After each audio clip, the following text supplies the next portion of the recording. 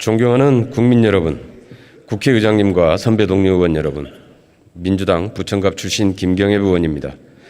2인당 GDP가 이탈리아를 넘어서며 세계 10위의 경제 규모를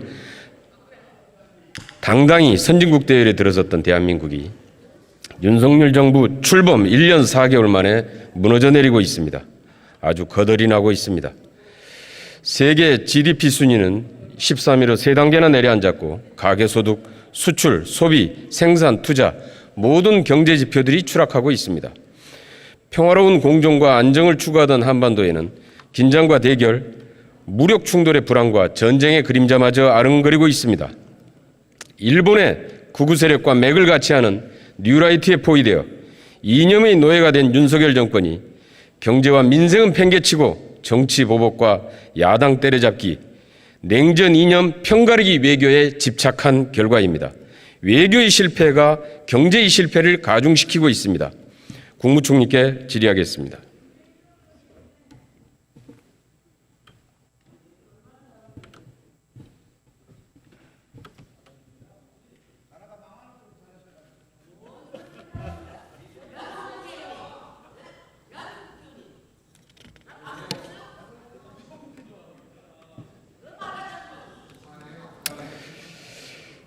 네, 윤석열 정부는 한일 관계 개선을 대표적인 외교 성과로 뽑고 있는데 한일 관계 개선으로 인해서 우리나라가 얻은 실익은 뭡니까?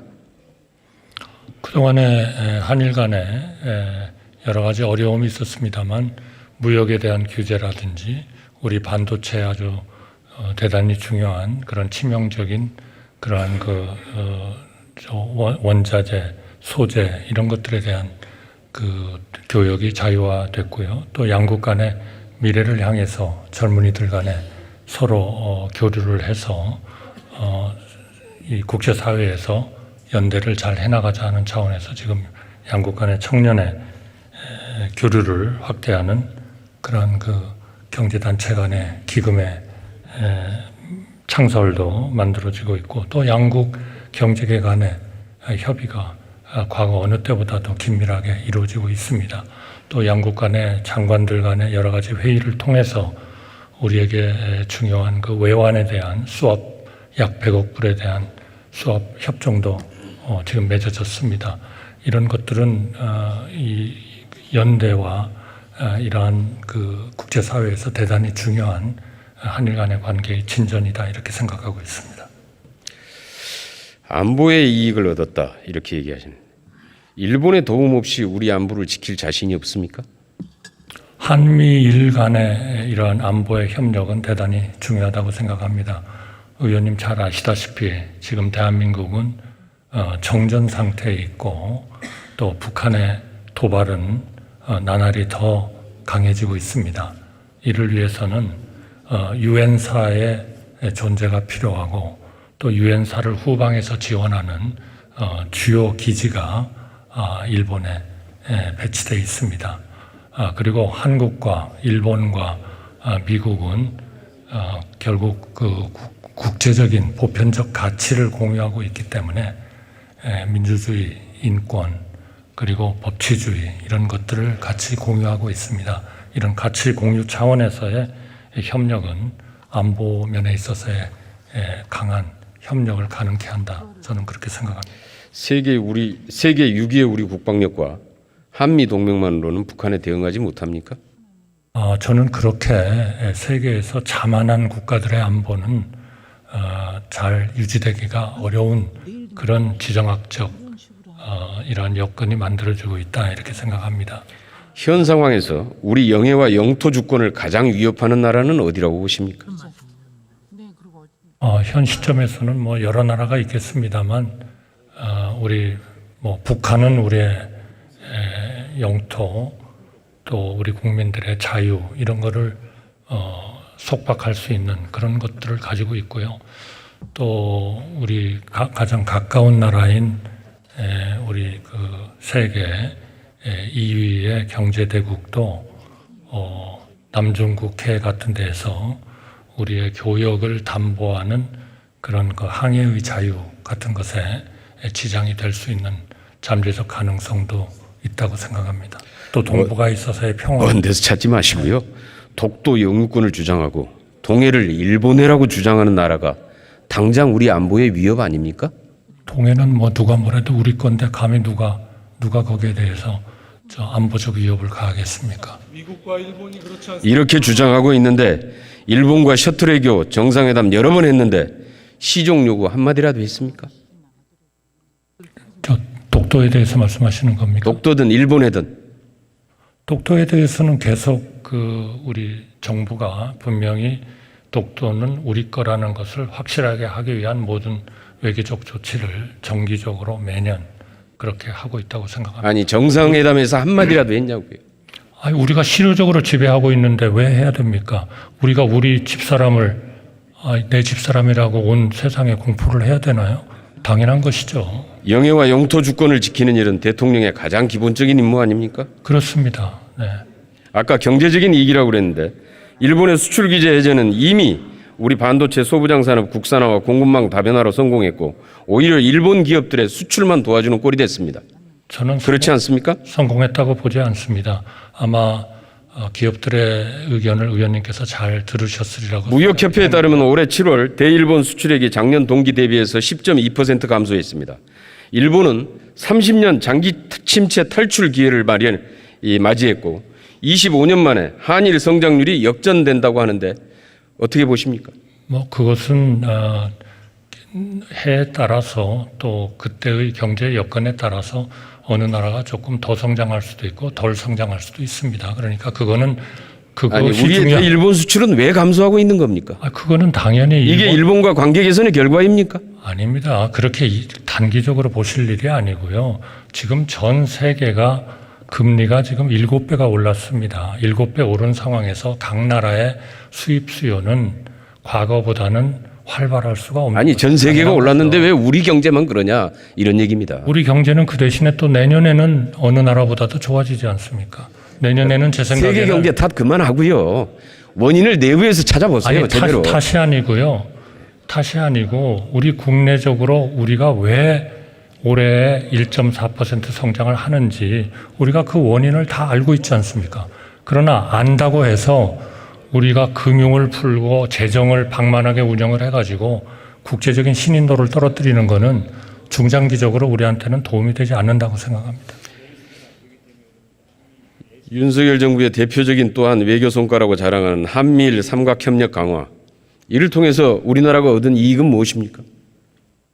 의원님께서 너무나 잘 아시리라고 생각이 드는데요. 가장 중요한 것은 우리 국가의 안보, 자각 능력, 이것이 현저하게 강화된 것이죠. 특히 북한의 이런 시도 때도 없는 이런 일종의 도발에 대해서 한미일 3국이 보편적 가치를 공유하면서 이러한 위협에 대해서 대응하는 그러한 능력은 상당히 강화되고 있다. 그렇게 생각합니다. 전례 없는 확장 억제를 강화시켰다라고 자랑을 하던데 어떤 확장을 억제한 겁니까? 지금 북한은 대놓고 법까지 만들어가지고 북한의 도발이 줄어들었습니까?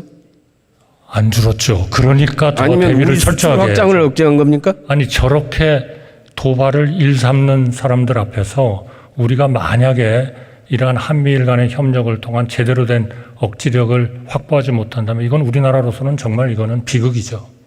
윤석열 정부 1년 동안 북한 탄도미사일을 발사한 횟수가 몇 회입니까? 아까 국방장관께서 잘 설명을 했습니다만 약 16회가 넘는 것으로 알고 있습니다. 30회입니다. 문재인 정부 5년 동안 있었던 26회보다 훨씬 더 많습니다. 윤석열 정부 들어서 북한의 비핵화가 조금이라도 진전된 게 있습니까? 그거는 전 정부도 비핵화를 진전 못 시킨 것과 똑같은 거죠. 그렇기 때문에 우리가 억지력을 아니, 진전된 확보해야 게 되는 있냐고요. 겁니다. 북핵 위협으로부터 우리 국민이 안전해졌습니까? 아니면 더 불안해졌습니까? 저는 훨씬 안전해졌다고 생각합니다. 더 안전해졌다고요? 모든 평화를 북한이 정하는 조건에 의해서 평화를 유지하는 것은 그거는 가짜 평화입니다. 우리의 조건에 의해서 풍계리 평화가 핵실험장이라도 유지돼야죠. 폭파됐고 동창리 ICBM 발사대라도 해체하는 결과를 얻었습니다. 그런데 지금 현재 윤석열 정부 들어서 작년 9월 달 북한은 핵무력을 법제화했고 지난 2일에는 전술핵 공격 가상훈련을 진행했습니다. 더 안전해졌습니까? 그러나 북한이 그러한 법을 정하는 것은 본인들의 주어진 절차에 따랐다고 저는 생각합니다. 만약에 우리가 윤석열 정부 들어와서 한미일 간의 협력을 강화해서 우리의 억지력, 국방력 이것을 강화하지 않았다면 어떤 일이 일어났을지 정말 끔찍한 일이죠. 그렇지 않습니까?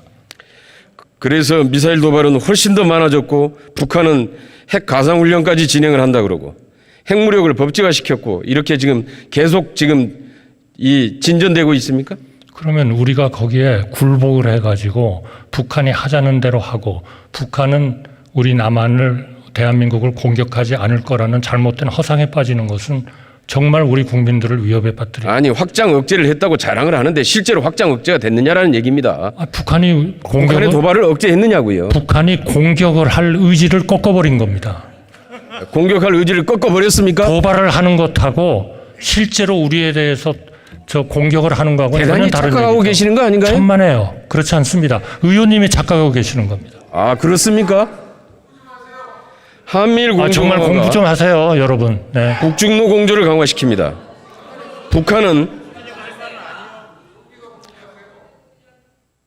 북한은 중국, 러시아와 교역을 통해서 제재를 무력화시키고 있고 북중로 연합 군사훈련도 기정사실화하고 있습니다. 국정원 보고 보셨죠?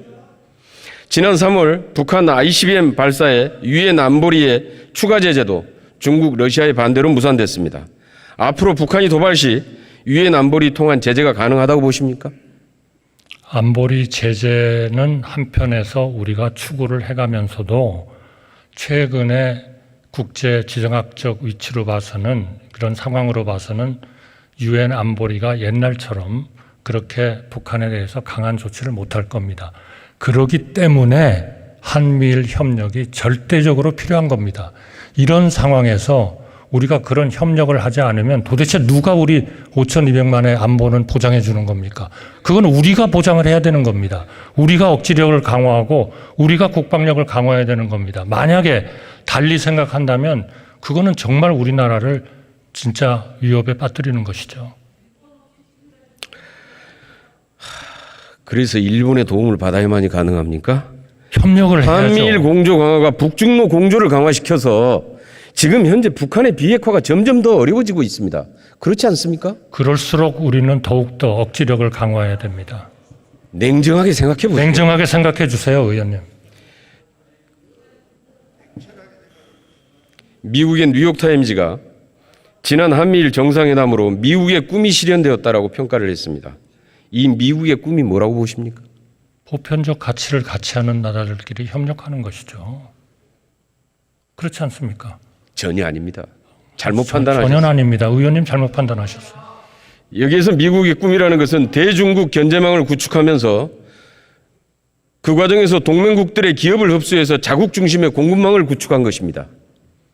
영국 파이낸셜 타임스는 미국의 IRA법 반도체법 시행 이후 올해 8월까지 약 300조 원의 외국 투자를 유치했는데 한국 기업이 133조 투자로 가장 많습니다. 유럽연합 전체 기업을 합친 것보다 많습니다. 반면에 미국에 대한 투자는 10분의 1도 안 됩니다. 거기에다가 미국은 한국과 대만, 일본에 엄청난 무기 판매로 천문학적인 수익을 확보했습니다. 여기에 일본은 자신들의 인태 전략 구상을 실현해서 동아시아에서 주도권을 확보했고 군사 대국화의 길을 열었습니다. 여기에 동해를 일본해로 표기하면 미국의 인정을 받음으로써 이런 덤까지 얻었습니다. 우리가 얻은 건 무엇입니까? 의원님, 모든 나라가 자기의 국익을 위해서 움직이는 것은 맞습니다. 그러나 만약에 우리가 미국과의 동맹을 강화하고 그를 통해서 우리의 억지력을 강화하지 않으면 우리나라는 누가 보호해 주는 겁니까? 우리나라에 들어오는 외국인 투자가 그런 협력이 없는 나라에 들어올 것 같습니까? 그건 정말 안 되는 거죠. 의원님 정말 잘하시잖아요. 누군가에게 의존해서 반드시 보호를 받아야만 합니까? 지금 전 세계에서 봤을 때 동맹이 없는 나라일수록 위험하다는 거는 우리가 지금 다 보고 있지 않습니까? 그래서 우리 세계 6위의 국방력과 한미 동맹만으로 도저히 우리나라 지킬 자신 없습니까? 의원님, 패배주의에 빠지지 마세요. 이게 어떻게 패배주의입니까?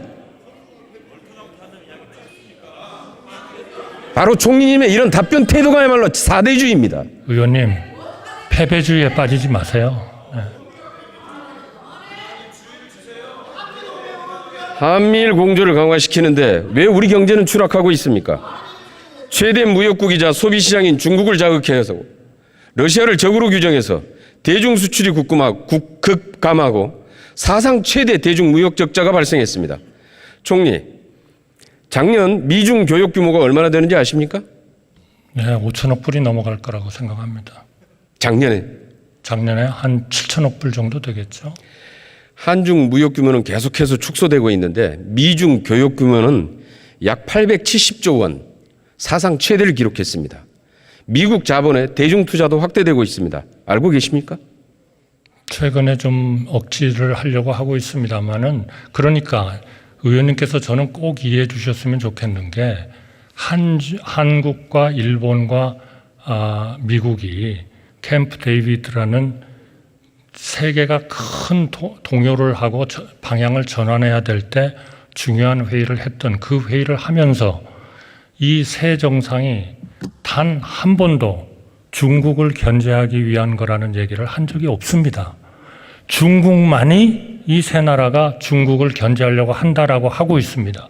우리가 왜 중국의 그런 주장을 우리가 따라가야 됩니까? 공동성명 안 읽어보셨어요? 공동성명이요? 여기에 대만의 문제 없습니까? 아니, 기자들 질문에 다 답변했지 않습니까? 이 한중일의 협력은 중국을 타겟으로 하는 게 아니다. 중국이 제대로 된 국제 질서를 지키도록 요청하고 있는 겁니다. 남중국해에서 항해의 자유를 지키고 섬을 갖다가 군사기지화하고 이런 것이 안 된다는 얘기를 하고 있는 겁니다. 그게 어째서 중국을 견제하는 겁니까? 수상적이를 묻고 있는 게 아니라 이런 한미일 공조 과정에서 우리가 얻은 경제적인 이익이 뭐냐라고 묻고 있는. 아니, 안보가 보장이 안 되는데 그런데 지금 그것으로 인해서 우리의 경제가 점점 추락하고 있습니다. 문제는 이런 외교 실패가 경제 실패를 가중시키고 있는 것입니다. 우리는 지금 현재 지난해 GDP가 8%나 하락했고 7월 제조업 수출이 14.5% 급감했습니다. 35년 11개월 만에 최대로 감소했습니다. 설비 투자는 8.9% 감소해서 11년 4개월 만에 최대 낙폭을 기록했습니다. 제조업 재고율은 11.6% 급등해서 외환 위기 때보다 더 악화됐습니다. 가계소득은 3년 전으로 후퇴하고 있습니다. 알고 계십니까? 저는 지금 의원님께서 말씀하신 거에 대한 다 답변이 있습니다만 답변할 시간을 주시겠습니까?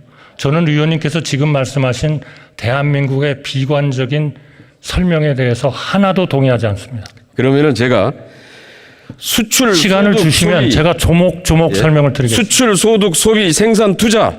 자, 문재인 정부 때보다 이 중에서 더 나은 경제 지표가 한 가지라도 있습니까? 그거는 5년 동안에 400조가 넘는 빚에 의존했고, 그리고 그동안에는 국제금융의 금리가 거의 0%였습니다.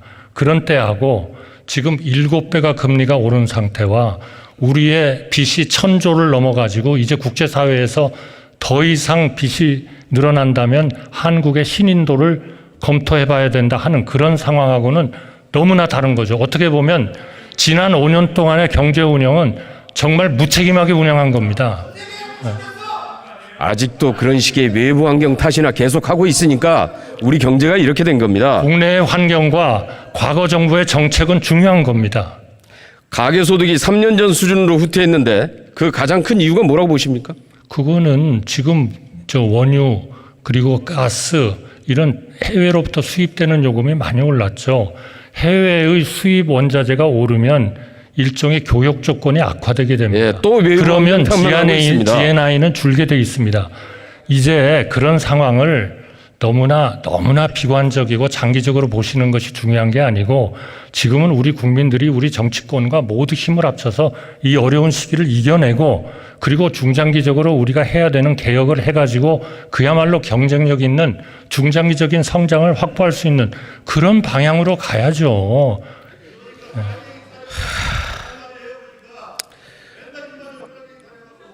아직도 원인을 제대로 잘 못 찾고 있습니다. 저희는 원인은 정확히 소득주도 알고 성장을 있습니다. 폐기해서 내수 소비가 위축됐고 외교 실패로 수출이 감소하자 재고는 쌓이고 생산과 투자가 줄어들고 있는 게 핵심 아닙니까? 의원님 분명히 인정하지 않으려고 하는 거죠? 분명히 말씀드릴게요. 외교 탓만 하겠죠? 문재인 정부처럼 계속 하면 환경 탓만 하실 거죠? 문재인 정부처럼 하면 당장 회복됩니다. 빚 500조쯤 더 얻고 금리, 인플레이션이 되건 말건 금리 낮추고 저희는 절대로 그렇게는 하지 못하겠습니다. 우리 국민들과 함께 이 어려움을 견디고 그리고 중장기적으로 정말 세계에서 존경받는 국가, 강력한 경쟁력을 가진 국가, 그리고 국제 수지도 흑자를 이루는 국가, 생산성이 높은 국가, 그리고 재정이 건전한 국가, 그런 나라를 이룰 겁니다. 지금 윤석열 정부는 냉전 이념 편가르기 외교에 매몰돼서 미중 갈등의 최전선에서 돌격대 겸 총알바지로 전락해가고 있습니다. 오히려 안보는 불안해지고 외교 실패가 경제 실패를 가중시키고 있습니다.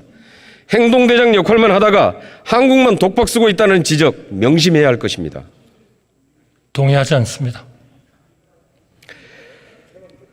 총리님, 한반도 종전선언이 유엔사를 해체시킵니까? 그렇게 갈 가능성이 누구보다도 높다고 하는 것이 전문가들의 의견이었지 않습니까? 어떻게 해서 종전선언은 유엔사 해체하고는 전혀 상관없다.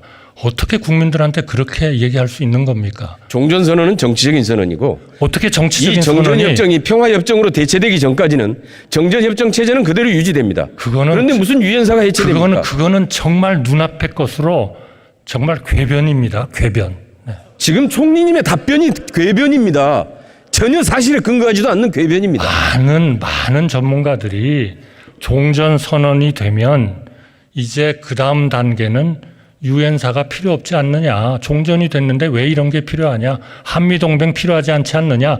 그런 순서로 갈 거라고 그래서 걱정을 했지 않습니까? 저는 그렇기 때문에 정권 교체를 했다고 생각합니다. 이야, 정말 참 황당합니다. 절대로 황당하지 않습니다, 의원님. 종전선언이 뭔 줄도 모르고 있습니다. 지금. 이거는 국가가 살고 죽는 문제예요. 종전선언이 뭔지 평화협정이 뭔지 정전협정이 뭔지 이게 어떤 차이가 있는지도 모르고 지금 답변하고 있습니다.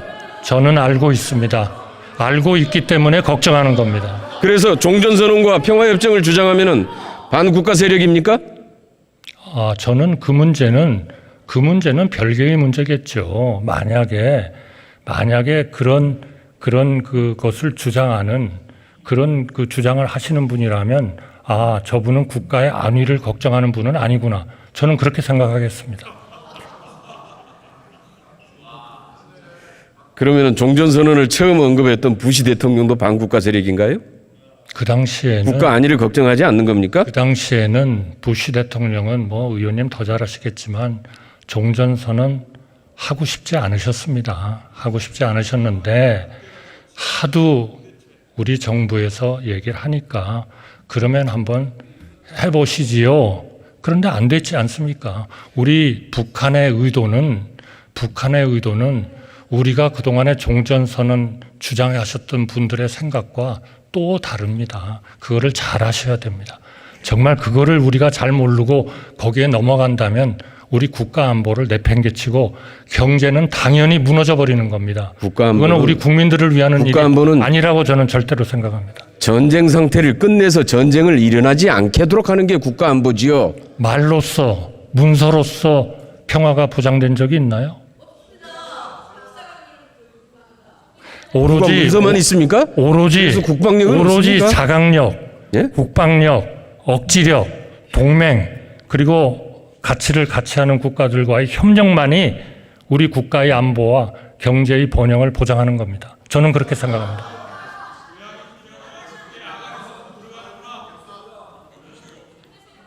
종전선언을 하면은 우리 국방력이 군사력이 해체됩니까? 전문가들이 종전선언 이후에는 무엇이 올 거라는 것을 계속 얘기했지 않습니까? 우리가 거기에 귀를 막는다면 그것 또한 확증 편향입니다.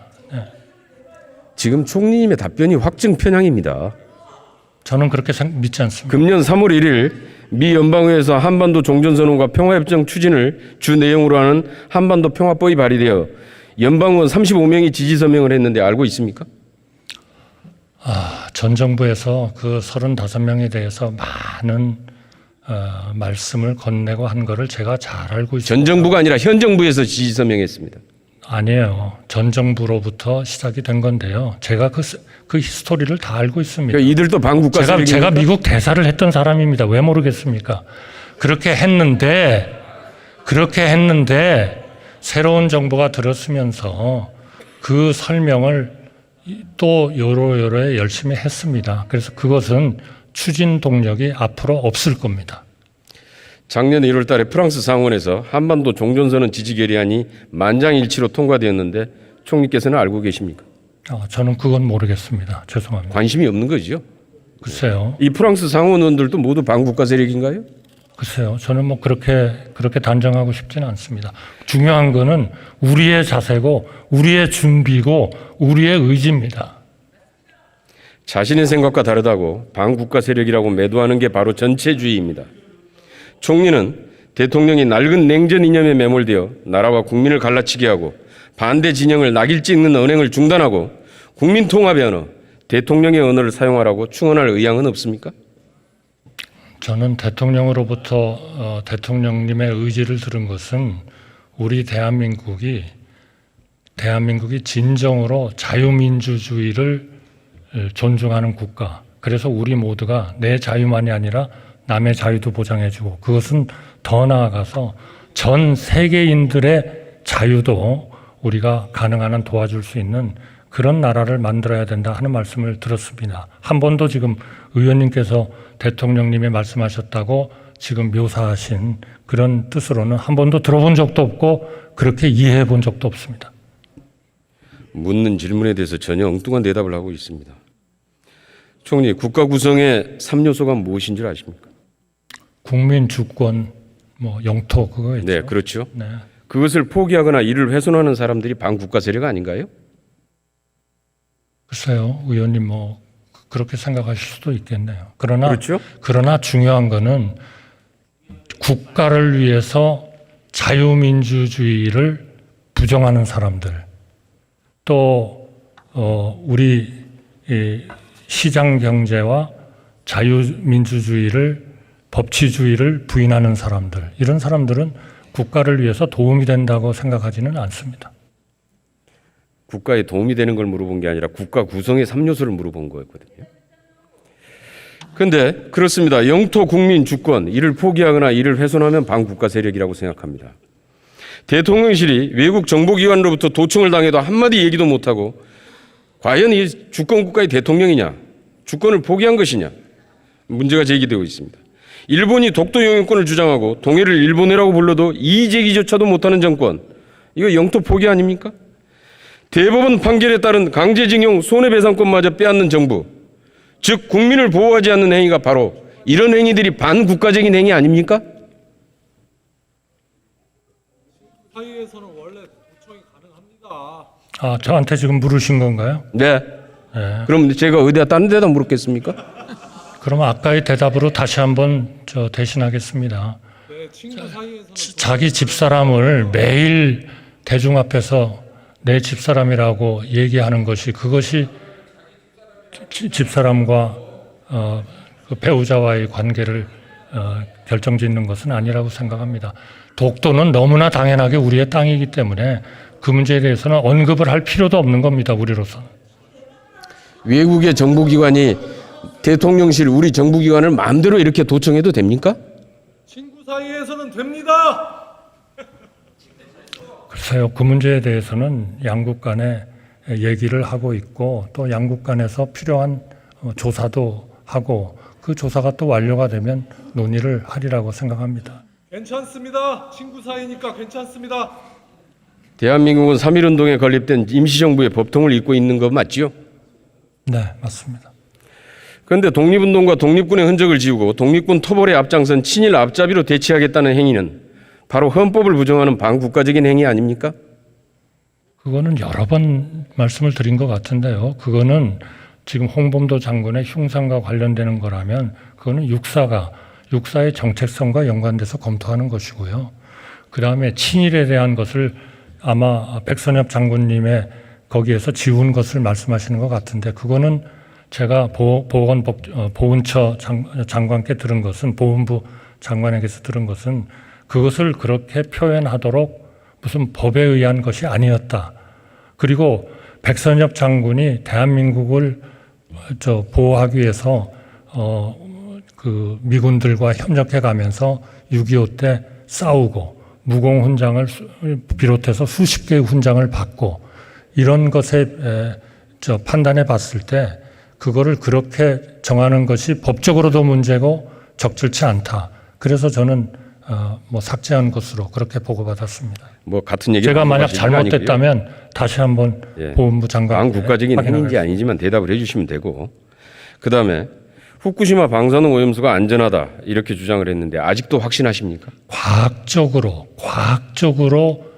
방류가 되도록 검증하고 모니터링하고 국제사회하고 같이 할 때 안전하다고 얘기하는 겁니다. 왜 자꾸 앞에 과학적으로 처리한다는 얘기는 빼시고 오염수 방류가 안전하고 그럼 과학적으로 검증이 아니 됐습니까? 오염수를 방류를 하면 위험하지요. 아니 그거를 검증이 과학적으로 됐습니까? 처리를 할 때 안전하다는 것이 모든 과학자들의 얘기고 IAEA의 얘기고 미국 학자들의 얘기고 영국이 얘기고 EU가 얘기하고 그렇게 하고 있는 거 아닙니까? 왜 우리나라의 일부 우리 저는 뭐라고 말씀드려야 할지 모르겠습니다만은 일부입니까? 그러니까 죄송합니다. 제가 우리 의원님 질문에는 답변할 권한이 없기 때문에 제가 말씀은 안 드리겠습니다.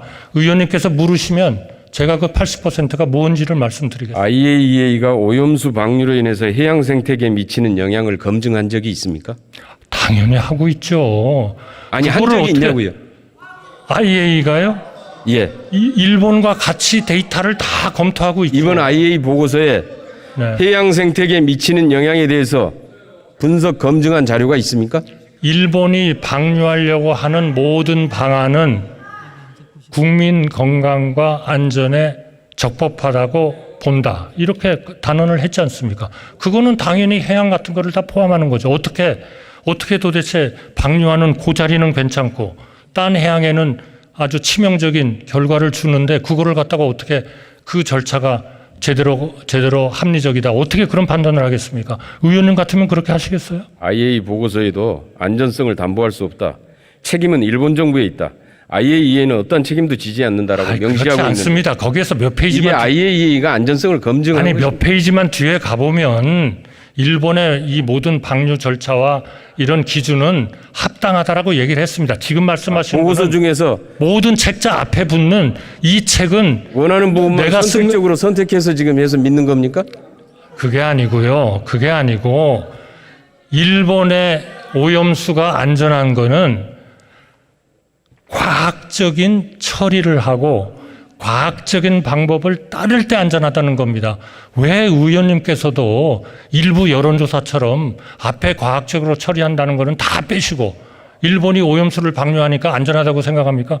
저라도 반대한다고 얘기하겠습니다. 아니 오염수는 위험한 거죠. 무턱대고 과학적으로 안전하다고 처리된 하는데 오염수가 안전한 겁니다. 그게 지금 문제 아닙니까? 그것을 보장하고 있는 거 아니에요. 그리고 만약 그게 안 된다면 그때는 대한민국은 해양법 재판소에 제소할 겁니다. 후쿠시마 원전 폭발 당시에 IAEA도 노심 용융 가능성이 없다라고 했습니다. 그렇죠? 네. 후쿠시마 원전 폭발 당시에 IAEA도 노심 용융 가능성이 없다. 이렇게 얘기를 했죠. 용융 가능성이 없다고요? 예, 노심 용융 가능성이 없다. 용융이 됐는데 어떻게 용융 가능성이 없어요? 그때는 그랬습니다. 그리고 도쿄전력은 원전의 노심 용융 사실을 2개월간 은폐했음이 드러났고 5년이 지난 다음에 사죄를 했습니다. 이런데 IAEA 보고서나 일본 정부의 주장을 믿습니까? 확신하십니까?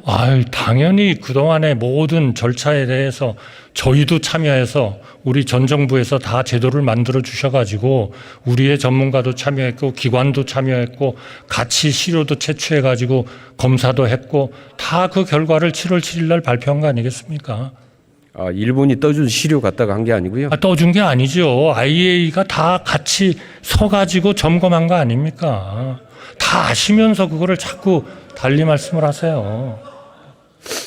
총리께서 오염수 방류에 대해서 문재인 정부와 윤석열 정부의 입장이 같다라고 했는데 지금도 같은 생각입니까? 완전히 같습니다. 완전히 같습니까? 네, 그렇습니다. 그러면은 문재인 정부가 21년 8월 오염수 방류를 해양 투기로 보고 런던 의정서를 적용해서 논의하자라는 취지로 IMO에 의견서를 낸 바 있습니다. 알고 계시죠? 알고 있습니다. 그래서 총회에서 논의를 했고 이번에 IMO 당사국 총회에서 같은 의견을 낼 겁니까? 저희는 이 논의는 총회에서는 이렇게 결정했지 않습니까? 여기에서 말하자면 파이프를 통해서 하는 것이 육지에서 말하자면 방류하는 것이냐 해양 투기냐 하는 것에 대해서 총회에서 법률국에 검토를 시켰습니다. 그랬더니 법률국은 파이프를 통해서 하는 것은 아니라고 판단한다. 그러나 이것은 양 당사자가 협의해서 결정할 일이다. 이렇게 얘기를 했습니다. 그러나 그럼에도 불구하고 우리나라는 이 논의는 계속 이어가야 된다라고 얘기를 했고 거기에 따라서 아직 IMO의 결정은 이루어지지 않은 상태입니다. 그렇기 때문에 이것을 해양 투기로 봐야 되느냐 하는 문제는 계속 그 기관에서는 펜딩으로 남아있다 하는 말씀을 드리겠습니다. IMO에서 그래서 얘기하실 겁니까? 이것은요, 우리가 지금은 전 정부와 똑같이 과연 후쿠시마 방류가 과학적으로 이루어지느냐 하는 것을 우리가 보장받고 검증하고 모니터링하는 게 필요합니다. 지금 IMO에 가가지고 이거는 해양 투기입니다. 아니 과학적인 만약에 인체에 해롭지 않은 그러한 거를 만약에 한다고 하면 어떻게 하시겠어요? 물론 오염수 자체는 방류를 할 수 없도록 되어 있습니다. 그러나 과학적으로 처리된 인체에 해롭지 않은 그것도 거기에 들어가느냐 하는 것은 아직 펜딩이다 하는 말씀을 드립니다. IMO에서 논의해야 될 거 아닙니까? 그러니까 IMO 총회에서 문재인 정부와 똑같은 해양 투기로 보고 IMO 총회에서 논의를 하는 것으로 의견을 낼 것입니까? 우리는 그 문제를 계속 결론을 내서는 안 된다. 계속 논의를 해야 된다라는 입장입니다. IMO 총회에서요? 네. 그런데 외통회의에서 박진 장관은 해양 투기로 보지 않는다 이렇게 답변하시던데? 그래서 거의 논의할 필요가 없다는 그거는 과학적으로 처리된 것을 우리 일반적으로 오염수라고 해가지고 얘기하는 게 좀 한마디로 얘기하면 좀 합리적이지 아니지 않느냐 하는 말씀을 하는 거고요. IMO에서의 논의 자체를 동결할 생각은 저희는 없습니다. 그러니까 과학적으로 청의됐기 때문에 IMO에서 논의할 필요가 없다 이런 얘기인가요? IMO 과학적으로 처리된 그러한 오염수를 국제사회가 다 인정하고 IAEA가 인정하는데 그거를 그러면은 말하자면 뭐라고 말씀드릴까요? 그 인체에 해로운 쓰레기를 갖다가 투기하는 거하고 똑같다. 그렇게 주장하는 게 우리의 합리적인 방안일까요? 그렇죠. 저는 그렇게 생각하지는 않습니다. 아니 그럼 가서 협의를 해야 될 거 아닙니까? 죄송합니다. 저는 답변 안 드리겠습니다. 의원님 말씀에. 절벽을 보고 있는 느낌입니다. 들어가셔도 좋습니다. 네, 감사합니다. 수고하셨습니다.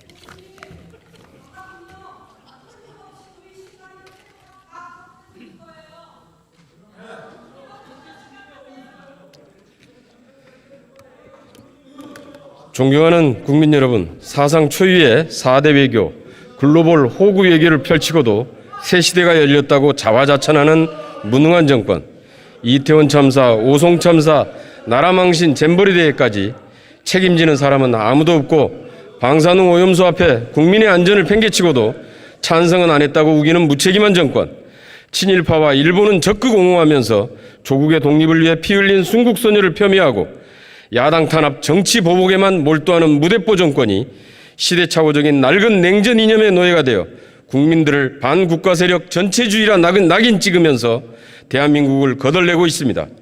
민생, 경제, 외교, 안보, 국민 안전에는 무능한 정권이 정치 보복과 이념 전쟁, 대통령 처갓집 챙겨주는 일에는 탁월한 능력을 발휘하고 있습니다. 10년 이상 준비해온 고속도로 노선 대통령 처갓집 땅 쪽으로 바꿔버립니다.